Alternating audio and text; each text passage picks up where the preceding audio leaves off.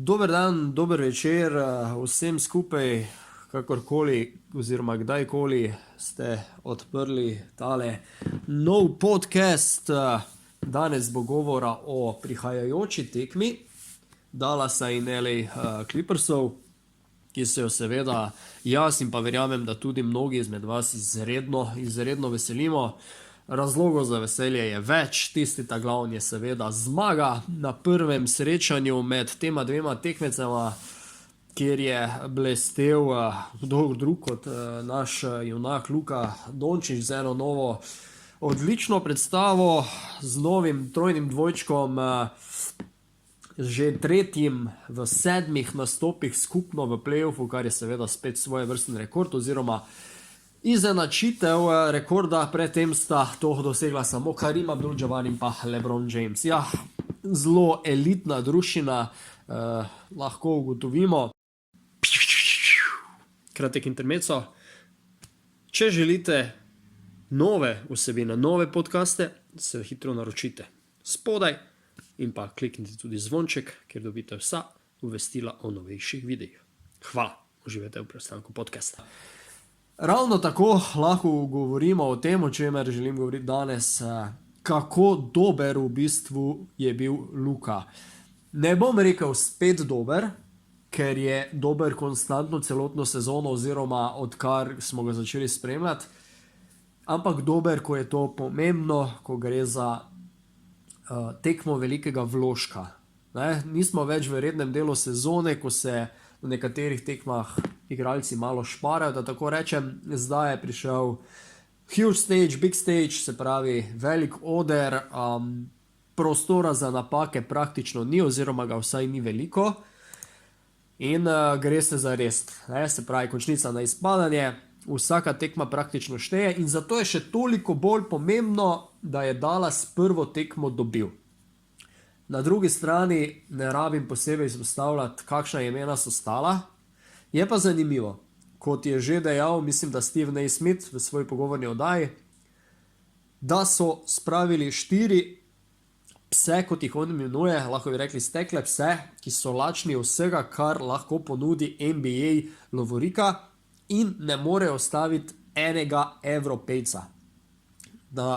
Da se tako zastavim, da ne pretiravamo več. Luka seveda ni in nikoli ne bo sam premagal nasprotne ekipe. Se prečujem. Ampak je res ogromno pripomogel k temu, da so Clippersi padli. Že kdaj je dal več kot 31 točk, ni bil zdaj to glavni razlog. Imel je dokaj solid met, nekoliko pod 50%, 5-11 za 3 točke, 4-7 prosti meti, kar je pri njemu zdaj že vemo rezerva. Imel je pa tudi 11 asistenc in pa 10 skokov. Se pravi, zelo je razigraval igralce, vse tja do tretje četrtine je v bistvu veliko poentiral, skupno je igral 40 minut, v zadnji četrtini pa so ga mogoče še nekoliko bolj prijeli. Imel je pa tudi, mislim, da 5 ali 4 zgrešenih metrov v četrti četrtini, tako da se je v bistvu bolj odločal za razigravanje ekipe. Tukaj je še ena velika rezerva, bi jaz temu rekel. Luka še more malo več pokazati oziroma dati točkovnega izkupička v zadnji četrtini. Tole se zdaj sliši zelo neverjetno, v bistvu, kaj sem rekel, kot da ga nekaj grajam ali pa kaj, kljub temu, da je v play-offu dosegal triple-double proti LA Clippersu in tako naprej. Daleč od tega, da ga karkoli grajamo, govorimo o neki popolnosti, kateri pa Luka vsekakor strmi in v kateri morajo strmeti igralci kova, kot je Luka Dončić. Vemo, da se bodo predvsem ameriški novinarji obesili na te zadnje četrtine, vkolikor Luka ne bo točkovno uspešen, se pravi še posebej v tem clutch timeu, kjer je razlika manj kot 5 ali največ 5 točk v zadnjih 5 minutah. Na to dajo Američani pač največ v bistvu in tukaj se lomijo tekme, kopja in tako naprej. Skratka, mislim, da še je tukaj ena rezerva. Na srečo niti ni bilo toliko v tem primeru potrebno narediti, ker je razlika vmes že nekoliko narastla, na koncu je znašala celo 10 točk, tako je 113 proti 103 je bilo. Ja, v glavnem, na drugi strani, začeli so na Luki z Patrickom Beverlyjem. dokaj neuspešna poteza, čeprav vemo, kako siten, tečen kot muha v bistvu je Beverly v obrambi, nad komerkoli izredno motiviran igralec. Jaz bi sam dejal, da je nekaj od tega tudi pridobil iz časa igranja v Evropi, kjer ga je pod svojo taktirko vzel Jure Zdovc, ne vem, če ste vedeli, pri Sankt Petersburgu v Rusiji, ja, se je to zgodilo, potem je celo nadaljeval v Olimpijakosu, če se ne motim. Skratka, Beverly je znan in poznan po širni NBA kot eden izmed boljših obrambnih igralcev. In jaz spet na Luki je bil v bistvu dokaj neuspešen. Večkrat je že Dončić dokazal, da je proti nižjim branilcem, da se proti nižjim branilcem dosti lažje spopada. To je zdaj že v bistvu dejstvo, tako da so nekoliko morali spremeniti obrambno postavitev pri Clippersih. Ogromno je bilo enega podvajanja, to pričakujem tudi v naslednjem srečanju, se pravi danes zjutraj oziroma jutri zjutraj, danes po noči, kakorkoli, saj vemo, zakaj se gre. Napoveduje se, da bo Kawhi Leonard še nekoliko več časa preživel na Luki, da bo to ena novost Clippersov danes. Dobro, ok, ni problema, ker v tem primeru bo ta isti igralec, to sem skoraj prepričan, manj energije potrošil v napadu. Vemo pa, da je zaustaviti Kawhija Leonarda in pa njegovo pol distanco skoraj nemogoče. Tako da, če bo Luka napram temu tudi dosegal kakšno točko manj, kakšno asistenco manj, v redu. Če je na koncu končni rezultat zmaga Dallasa, v redu. Nekateri boste zdaj rekli, poglej ga Gregorja, zdaj pa je končno začel navijati za Dallas. Jah. Pa saj sem vedno navijal za Dallas. Govoril sem samo, da je leto zelo neroden čas, nerodna zadeva, ki se pač končnica meša z kvalifikacijami za olimpijske igre in je pač malo takole čudno, nehvaležno, da tako rečem, biti navijač Dallasa, ampak po ogledu prvega srečanja enostavno te Luka privabite, da moraš navijati, moraš zdržati pesti, ni druge, enostavno privoščiš mu, privoščiš ekipi. Tako da, glej ga zlomka, želim, da gre Dallas enostavno naprej, pa magari do naslova, Ne verjamem sicer v tem trenutku, da je sposoben priti tako daleč do samega finala, ampak saj veste, kako je pri Luki, pri njem se marsikaj ne ve nič, ker enostavno preseneti.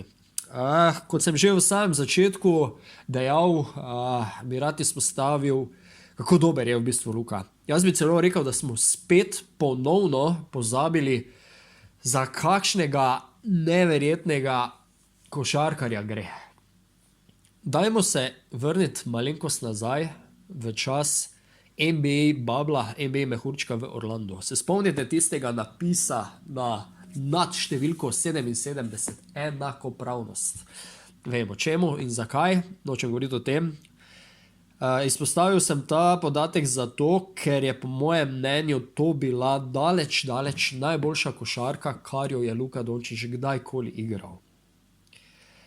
V tistem obdobju je Luka dosegal izjemne številke, bolj kot to pa me je fascinirala njegova igra, preudarnost v igri, samozavest, prepričanje v svojo igro.